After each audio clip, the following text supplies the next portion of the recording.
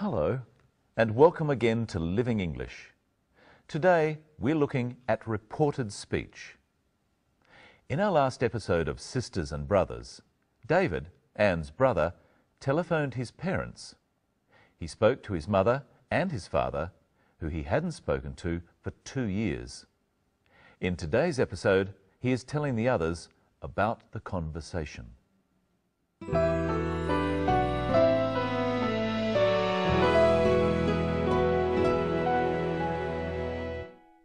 Goodbye. I'll see you soon. Yeah, I promise. I love you too.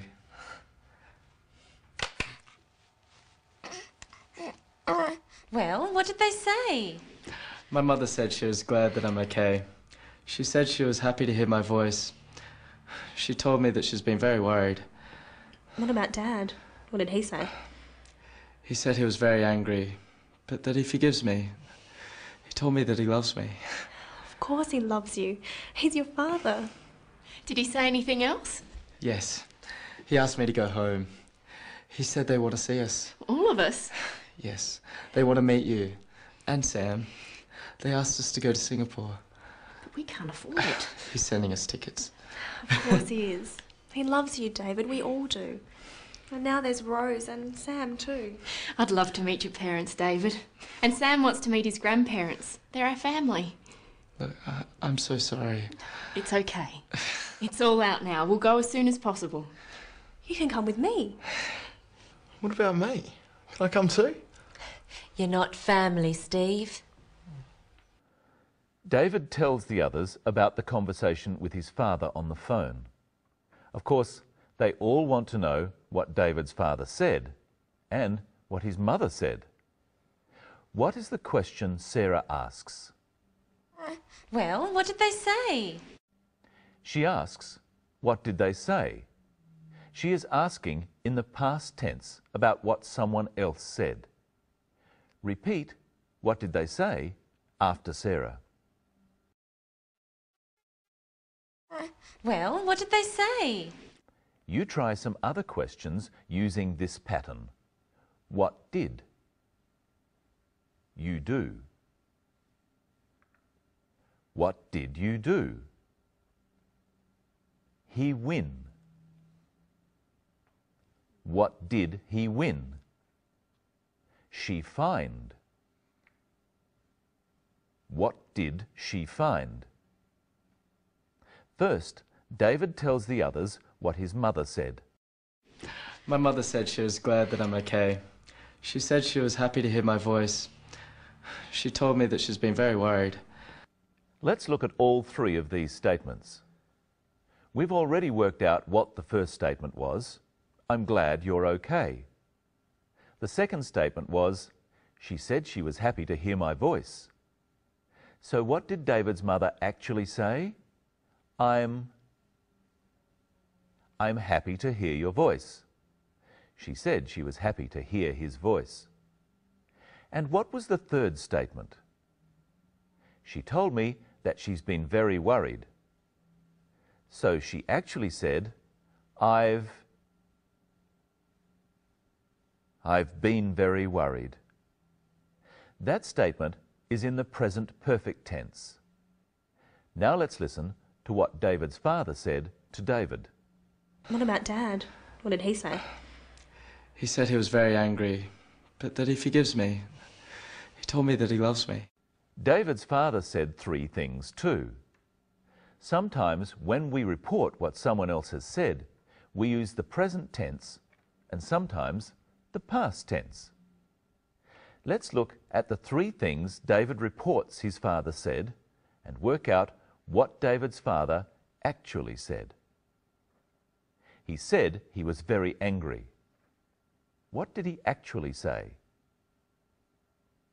I am very angry. He said that he forgives me. What did he actually say? I forgive you. He told me that he loves me. What did he actually say? I love you. Let's look at David's father telling David what he wants him to do. Bring Rose and our grandson. Your mother and I love you. We want to see you. We want to meet your family. So Norman, David's father, made 4 statements. Let's turn those statements into reported or indirect speech. First, bring Rose and our grandson. What verb should we use? Told. He told me to bring Rose and their grandson. Notice that because bringing Rose and their grandson is something that is going to happen in the future, we can't use the past. We use the infinitive to bring. He told me to bring. The next statement was, your mother and I love you. We can use told again. You try. He told me that they love me. Or, he told me that they loved me is also correct. You can also leave out the word that. He told me they loved me. The third statement was, we want to see you. You said. He said they want to see us. Or, he said they wanted to see us is also correct. And you can add that. He said that they wanted to see us.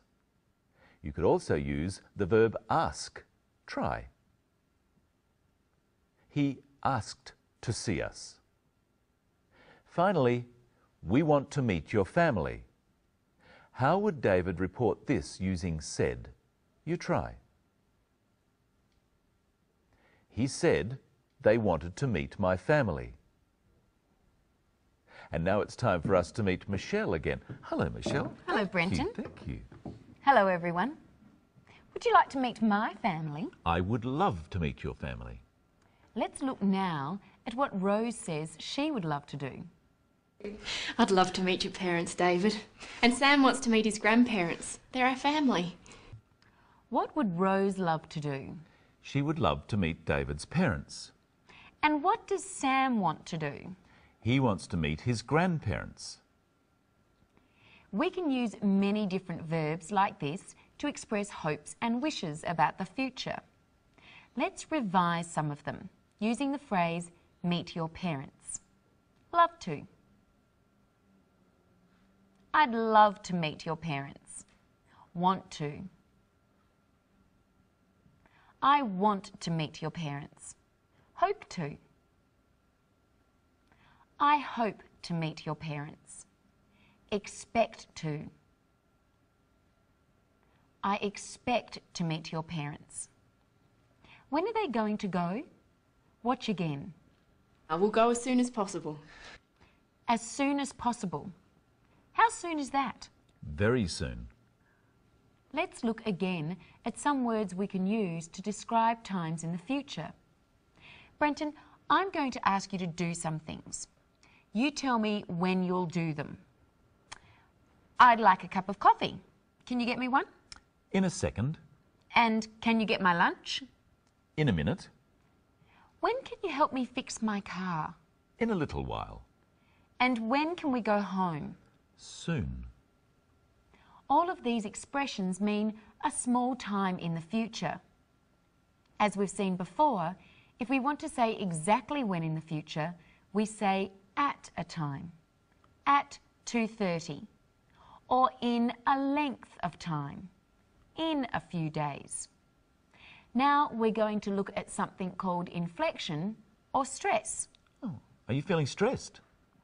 Not that kind of stressed. Let's look first at something Anne says. You can come with me. In English, usually one word in a sentence is said with more emphasis or stress than the others. Which word in this sentence is most stressed? Me. She says, you can come with me. That's right. Anne is going to Singapore already, so David and Rose can go with her. Changing the stress can change the meaning of a sentence. Brenton, try stressing different words in that sentence and we'll see how the meaning changes. Okay. You. You can come with me. If you say it like this, it means the person you are talking to can come, but others can't. It is also more like an order. You can come with me. You can come with me. Before we thought you couldn't come with me, but now you can. You can come with me. You can come with me. You can come with me, or I can go by myself. Let's look at another example of how inflection changes the meaning. You must go. Oh, all right. Sorry. What are you doing? Now let's look at how to say those same phrases with different inflections. What are you doing? Looking at this travel brochure. I'm thinking of going to Thailand. Oh, you must go. I went there last year. It's great. So, what are you doing suggests that someone is doing something wrong. What are you doing is asking a question, being curious and interested. You must go is ordering someone to go away. You must go is saying it would be really great for you to go. And you must have another look at today's episode and join us next time. Bye. Bye. Goodbye. I'll see you soon. Yeah, I promise. I love you too.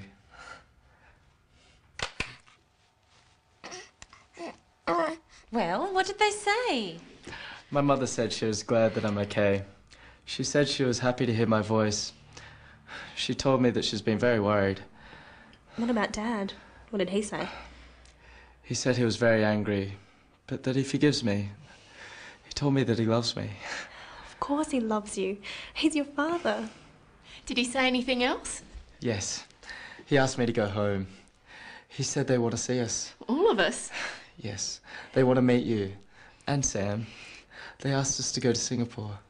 But we can't afford it. He's sending us tickets. Of course he is. He loves you, David. We all do. And now there's Rose and Sam too. I'd love to meet your parents, David. And Sam wants to meet his grandparents. They're our family. Look, I'm so sorry. It's okay. It's all out now. We'll go as soon as possible. You can come with me. What about me? Can I come too? You're not family, Steve.